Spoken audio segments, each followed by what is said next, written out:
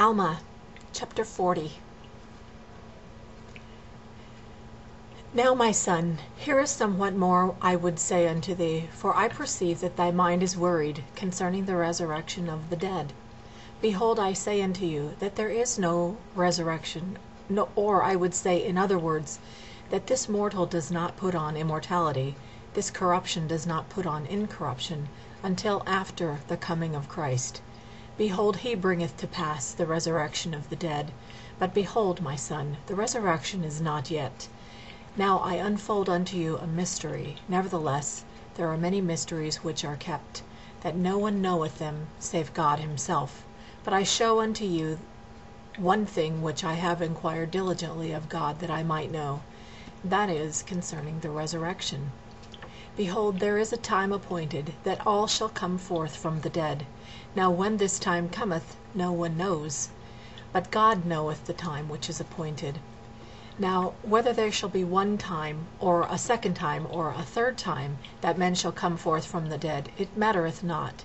For God knoweth all these things, and it sufficeth me to know that this is the case, that there is a time appointed, that all shall rise from the dead. Now there must needs be a space betwixt the time of death and the time of resurrection.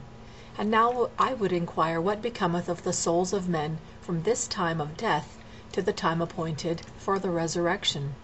Now whether there is more than one time appointed for men to rise, it mattereth not, for all do not die at once, and this mattereth not.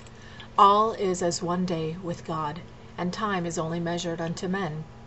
Therefore there is a time appointed unto men that they shall rise from the dead, and there is a space between the time of death and the resurrection. And now concerning this space of time, what becometh of the souls of men is the thing which I have inquired diligently of the Lord to know, and this is the thing of which I do know. And when the time cometh when all shall rise, then shall they know that God knoweth all the times which are appointed unto man. Now, concerning the state of the soul between death and the resurrection, behold, it has been made known unto me by an angel, that the spirits of all men, as soon as they are departed from this mortal body, yea, the spirits of all men, whether they be good or evil, are taken home to that God who gave them life. And then shall it come to pass, that the spirits of those who are righteous are received into a state of happiness, which is called paradise, a state of rest, a state of peace, where they shall rest from all their troubles, and from all care and sorrow. And then shall it come to pass, that the spirits of the wicked, yea, who are evil, for behold, they have no part nor portion of the Spirit of the Lord, for behold, they chose evil works rather than good. Therefore the spirit of the devil did enter into them, and take possession of their house.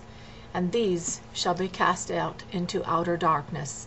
There shall be weeping and wailing and gnashing of teeth, and this because of their own iniquity, being led captive by the will of the devil. Now this is the state of the souls of the wicked, yea, in darkness, and a state of awful, fearful looking for the fiery indignation of the wrath of God upon them. Thus they remain in this state, as well as the righteous in paradise, until the time of their resurrection. Now there are some that have understood that this state of happiness and this state of misery of the soul before the resurrection was a first resurrection. Yea, I admit it may be termed a resurrection, the raising of the spirit or the soul, and their consignation to happiness or misery, according to the words which have been spoken. And behold, again it hath been spoken, that there is a first resurrection, a resurrection of all those who have been, or who are, who shall be, down to the resurrection of Christ from the dead.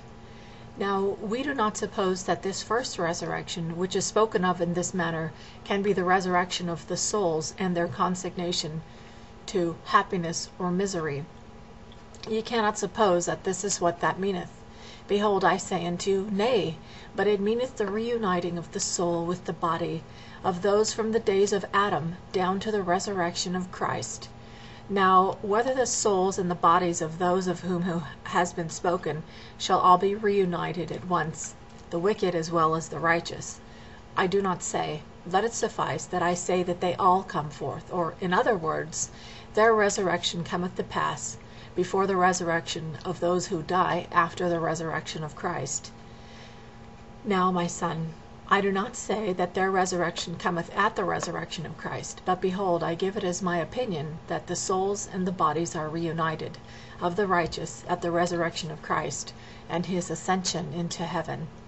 But whether it be at his resurrection or after, I do not say, but this much I say, that there is a space between death and the resurrection of the body, and a state of the soul in happiness or in misery, until the time which is appointed of God that the dead shall come forth, and be reunited, both soul and body, and be brought to stand before God, and be judged according to their works.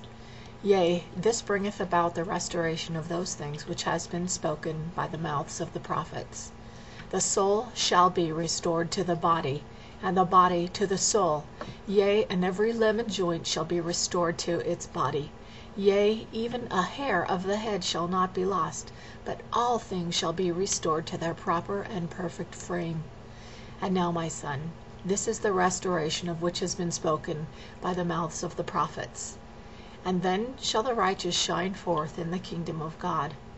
But behold, an awful death cometh upon the wicked, for they die as to things pertaining to things of righteousness, for they are unclean, and no unclean thing can inherit the kingdom of God, but they are cast out, and consigned to partake of the fruits of their labors, or their works, which have been evil, and they drink the dregs of a bitter cup.